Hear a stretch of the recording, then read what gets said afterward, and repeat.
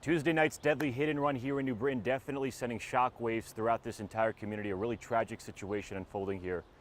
And here to talk more about all of this is New Britain Mayor Erin Stewart. Mayor, thank you so much for joining us. Before we get into anything else, I do want to start off with the fact that this was a tragedy. I mean, we have that video showing this man, a jogger, coming down the sidewalk, never could have seen this coming. What is your message to the community that is still very much hurting right now, his family that is still very much hurting? It's unfathomable to think that this has happened to somebody who was so innocent, literally just running, jogging down the street. We've all seen the video. It breaks everybody's heart, but it begs a bigger conversation around why this happened and the circumstances and the situations behind what it really was.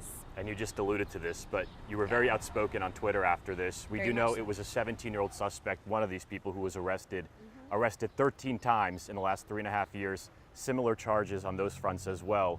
Yeah.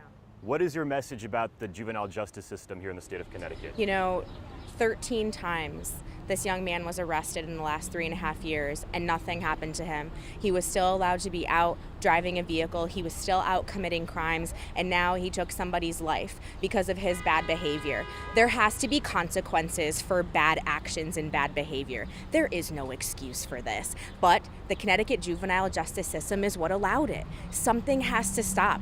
I will continue to be outspoken about this. I was very outspoken on Twitter, on Facebook, and I think that most people will agree with me. A 53-year-old innocent man is dead because he got hit by a stolen vehicle from a young man who should have never been on the road in the first place.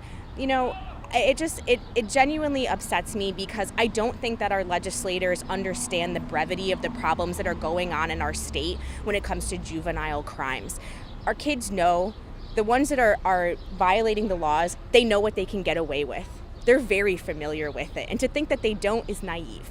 And every time an incident happens, we see it all across the state, whether it's in Vernon, whether it's in Wolcott, New Britain, whether it's in Hartford or New Haven. This is happening everywhere, not just here. And something's got to give.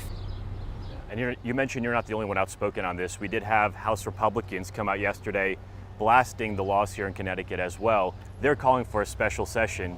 Is that something you agree with? I absolutely agree. And I put in my tweet, and the system is broken. Fix it. Overhaul it. You need to fix the system. The time is over for studying what could be done. We know what needs to happen, and that means that young adults need to be held accountable for their actions. You want to act like an adult, you should be tried like an adult. Now listen, we talk a lot about restorative justice too, and how you want to give kids a second chance, and I am all for that. And I don't think that there's a single person that wouldn't rather see a child have a second chance than to be in a juvenile justice system.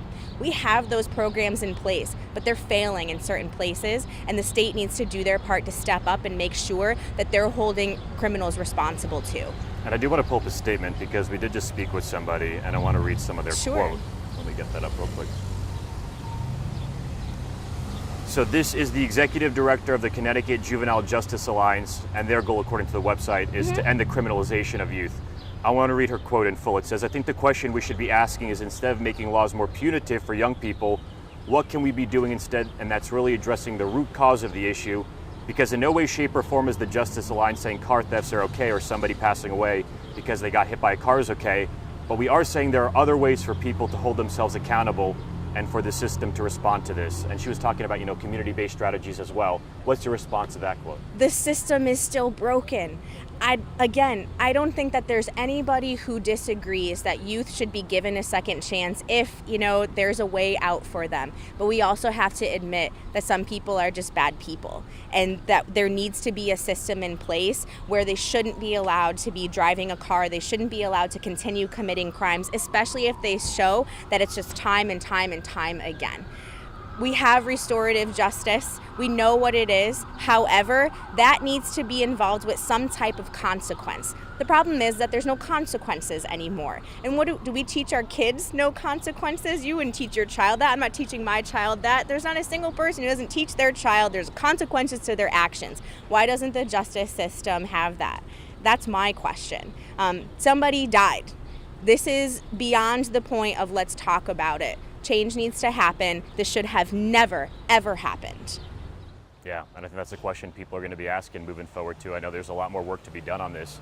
And just last question, do we have any new updates about the status of the investigation? Have you heard from police at all on that front? We don't have any new updates other than we're still searching for the second suspect, but we have some really promising leads. However, we're still encouraging residents or anybody who might know anything about that second suspect to please contact the New Britain Police Department. But having the first suspect in custody is certainly helping in that